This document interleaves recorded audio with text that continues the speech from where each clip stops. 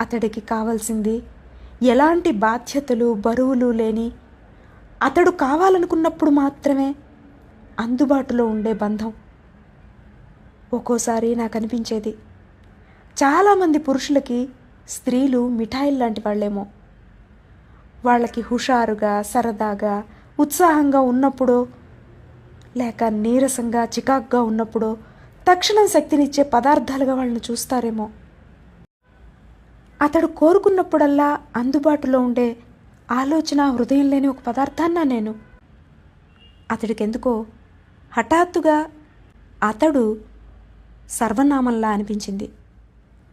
తనలోనూ తన కొడుకులోనూ మంచివాళ్ళనుకునే చాలామంది మగవాళ్లలోనూ అతడు లాంటి మరో మనిషి సజీవంగానే ఉన్నాడా?